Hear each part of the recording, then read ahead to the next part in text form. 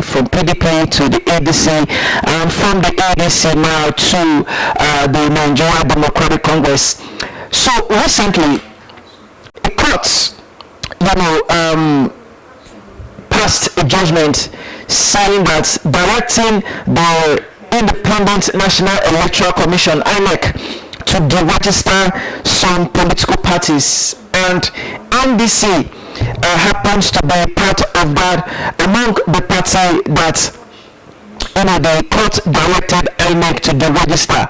Remember that the 2027 election is just around the corner, less than a year from now. Nigeria will line up, at the polling unit to cast their vote for their preferred candidate, the presidency, the governorship election, the State House of Assembly, and the National Assembly. So Nigeria will line up less than a year from now to vote for their candidate. And since the election into the 2027 election is gradually approaching, some opposition parties in the country have been facing one crisis or the other, internal crisis, leadership crisis, regulatory crisis.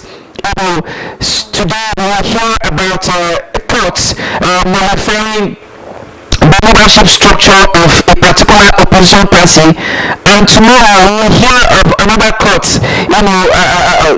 validating the leadership, of that political party and directing INEC to reinstate, those leaders that the court initially, a former court initially, directed INEC to de-recognize.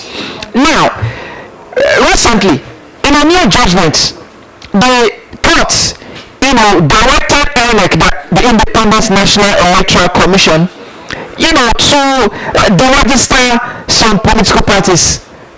NDC happens to be one of that party, including ADC and other opposition parties, in the country. And prior to this recent judgment, a court, INEC, deregistered NDC, but NDC was later reinstated as a political party. And the leader of that party, Saraki Dixon, did explain that the party has fulfilled all requirements that would enable that party to be in existence. According to Saraki Dixon, the party has fulfilled all obligations that needed to be fulfilled. And that was initially, they did not meet the requirement, but later on, after all requirements has been met, after all papers, all documents, were submitted, to the Independent National Electoral Commission, the INEC now, reinstated NDC as a political party.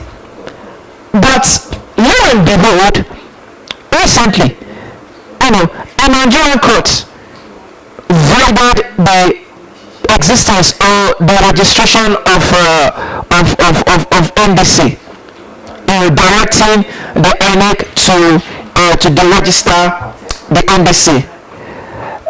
Now, today's topic on what I want to talk, because I was hoping to get across to some lawyers in-house. I will keep on trying them until I get across to them.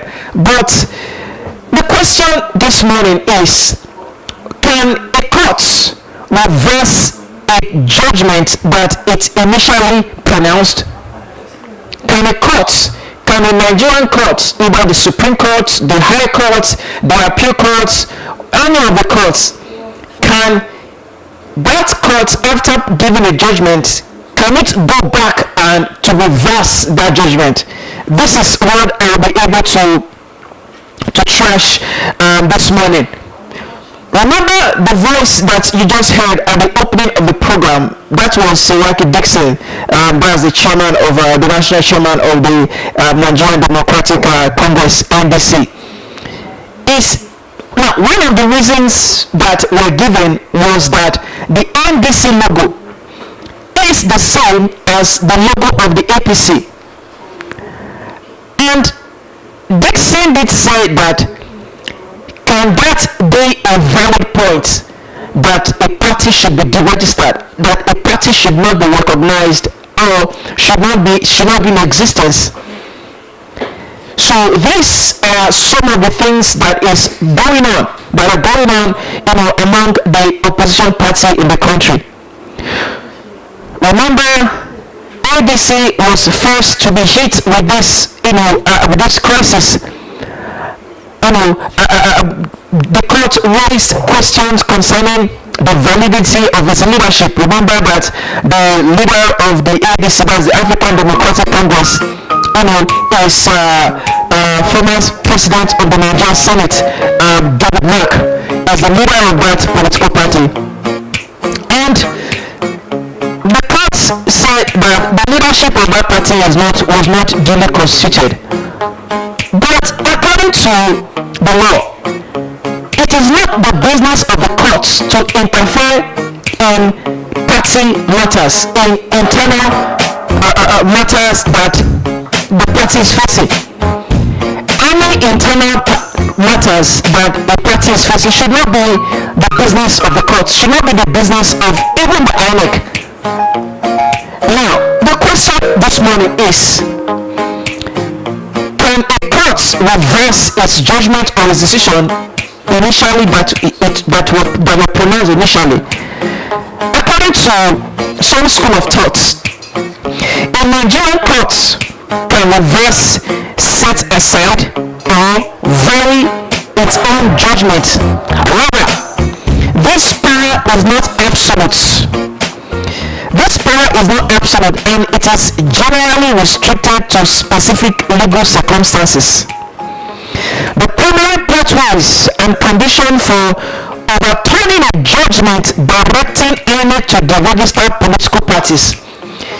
Remember, this conditions is as follows: inherent jurisdiction over nullities.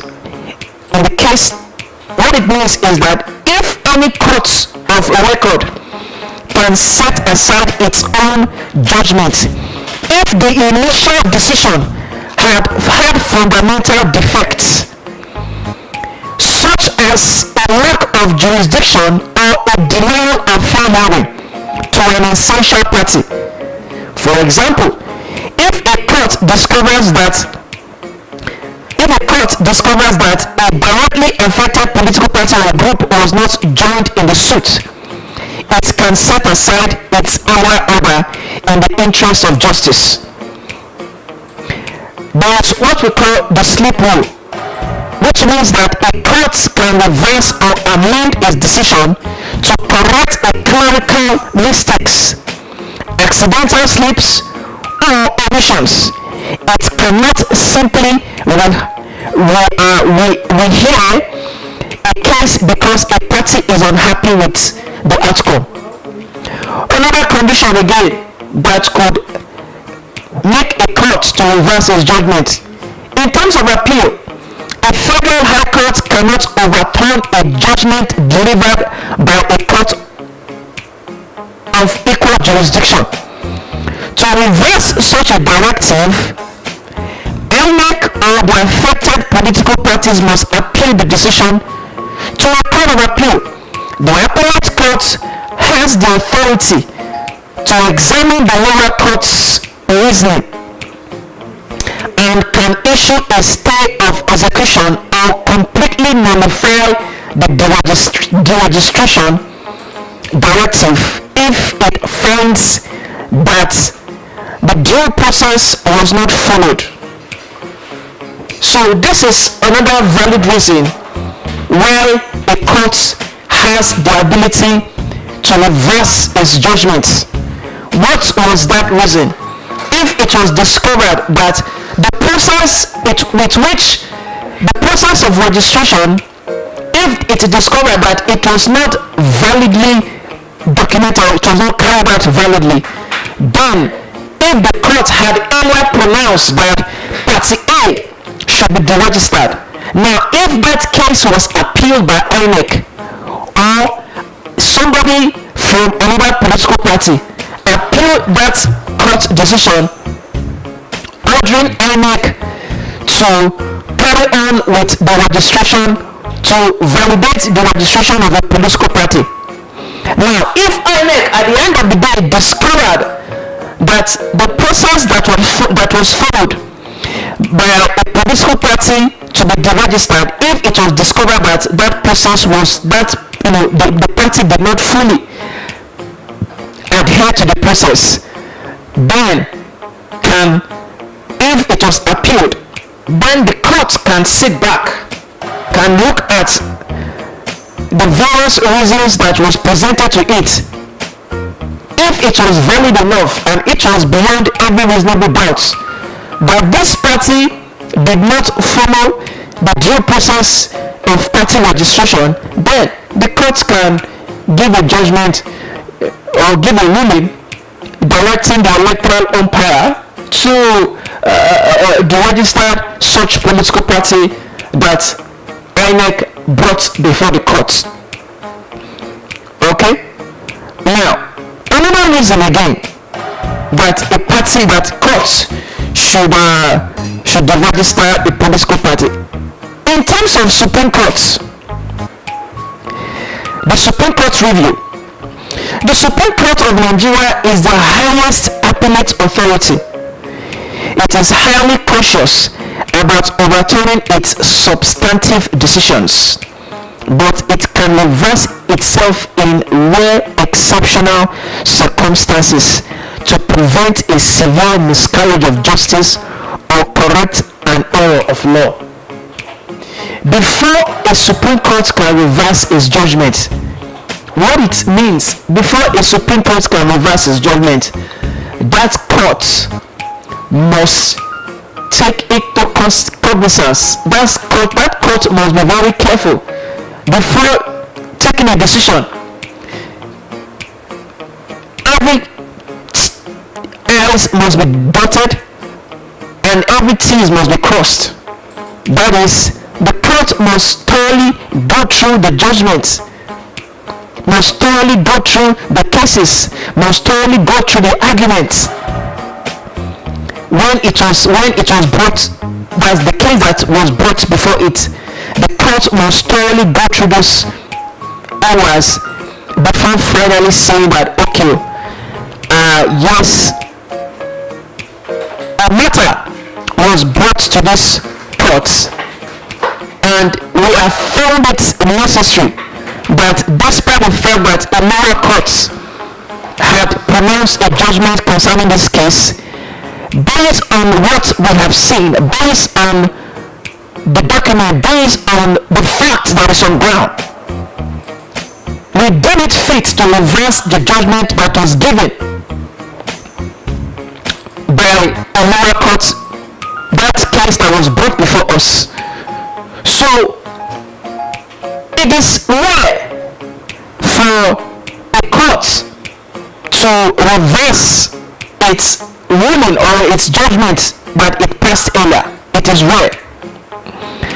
But what we have witnessed lately is courts directing the Independent National Electoral Commission to deregister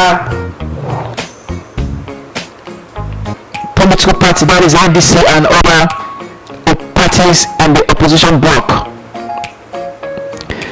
What is the essence? What is behind this recent development? According to Siraki Dixon, many are of the opinion that this is one to suppress the principles of democracy. Some political figures have reacted or responded to this decision, particularly those in the opposition bloc and other prominent figures in the opposition, saying that, according to Peter B, which I will discuss tomorrow, Peter B did say that the pronouncement of the court is just, one of the schemes of the opposition party for them not to contest in the 2027 presidential election. Remember that Peter B has jumped several political parties before finding himself, in the Nigerian Democratic Party (NDC), because election-related litigations has strict timelines and its significant legal implications ahead of the 2027 polls. Courts handle such matters carefully. And one of the arguments that was presented for the reasons for the registration of a political party is that they said that the logo of NDC is the same as the APC. How is it the same? How is the logo of the NDC the same with that of the political, with that of the APC? Our listeners and those who watch us on on our various platform on X, Instagram, TikTok, and YouTube. If you are versed with the logo of both the NDC and the APC, common sense tells that these logo are totally different. So why would somebody head to a court to file a suit in court, ordering the court to deregister NDC because the logo of NDC, is the same with that of the APC? How is it the same? My question now this morning is to the INEC. Most of these legal cases, I would like to say that INEC has a fault in it. It is expected to INEC to spell it out clearly, even before the registration of NDC was approved, before it was given a final approval. INEC, which is the election umpire, should be able to call the attention of NDC in order. Was supposed to call the attention of NDC, saying that this your party logo, it's going to have a problem in future. This your party logo, despite the fact that it is different from what we have, make some changes. INEC are supposed to give it adversary role to political parties. You don't just sit when a party submits forms for registration, you approve without going through every document that was submitted to you. I think it's part of INEC's negligence to first of all approve the registration of NDC, and after you have approved it, months later, weeks later, you are now coming to say that the logo of this party is the same with that party. At least, not all Nigerian voters are illiterates. A vast majority of Nigerian voters, registered voters, are youths. A vast majority of Nigerian voters, registered voters, are youths. I don't think that any voter will find it hard to differentiate between the NDC and the APC. I doubt if any registered voter will find it hard to differentiate. I doubt.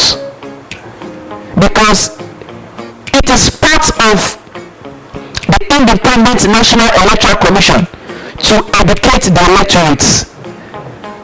It is part of the duty, of the NDC to sensitize voters.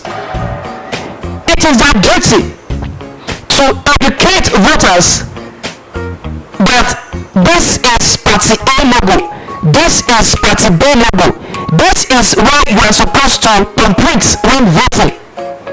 If you complete in between the boxes provided for the party, your vote will be counted as invalid. So I think it is high time for the Independent National Electoral Commission, INEC, to beef up their sensitization program. INEC should create a platform for the public, an electoral-based program that will educate voters, registered voters, on the proper way to cast their votes. Educate registered voters that which party has members for the presidency, so a candidate for the presidency.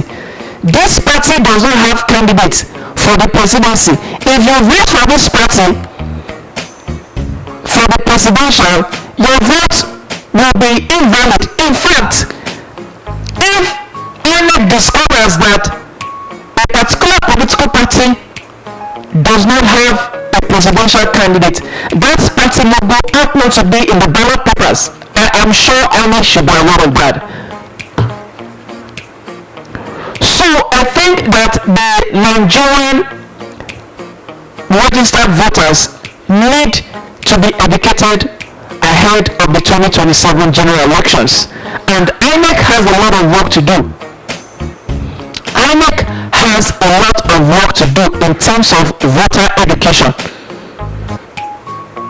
INEC has a lot to do, because what is going on based on the reasons that were given as to why the court had to give a judgment directing INEC to deregister some parties in the opposition bloc.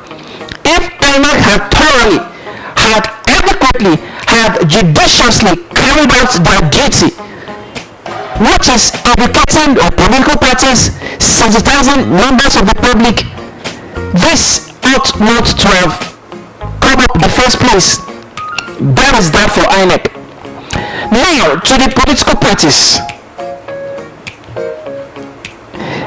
What is going on among the opposition parties in this country is not far from how we behave individually as a nation, as members, as a citizen of the country.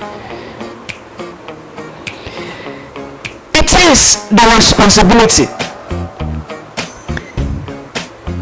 If you want to register a political party, consult the services of any official in INEC, or write to INEC. Consult what are the steps that need to be taken for a party to be registered. We need more education concerning party registration, because despite the fact that Saraki Dixon has given his own explanation, if that party had carried out every process, if every process were carried out as at one due, the way it's supposed to be, this issue of party deregistration or a political party not being properly registered shouldn't have arrived at all. So my plea to INEC is number one. INEC need aggressive voter education to the public. They need to engage themselves. They need to be engaging voters on what to do. Educate voters. This particular logo is for this party. This particular logo is for party A and party B and other political party. And also, INEC need to intensify their sensitization programs on political parties. It should be clearly spelled out. These are the requirements. If we don't meet this particular requirement and jump to the next phase of registration, you may be affected later on. So I call on the Independent National Electoral Commission and the political parties, carry out your due diligence. Don't rush in registering your political party. What are the processes for somebody who decamped, who defected from a party to join your party? What are the laid down procedure? These are the things that party officials should know at the tip of their fingers. Because election shouldn't be something that should be done haphazardly. Political party registration shouldn't be something that is done haphazardly. So what we are witnessing today is just a typical example of how we do things. You are seeking an admission into a university. You are expected to carry out every requirement. The process of registration, registering your name in the university portal. There are some students at the end of the day, despite the fact that the university or the higher institution that have given them admission, but when they want to graduate, you will find out that most of these students, they were not properly registered in the school, and they will have problem at the end of the day when trying to process, the National Youth Service program. So what is going on in this in our political terrain between political parties and INEC and the court is just a typical example of what we experience on a daily basis. Things should be done accordingly. We should do things like people who are well educated. Political parties should conduct themselves in a manner that at the end of the day they will not have trouble with the courts. There are guidelines. That is why the Electoral Act is there.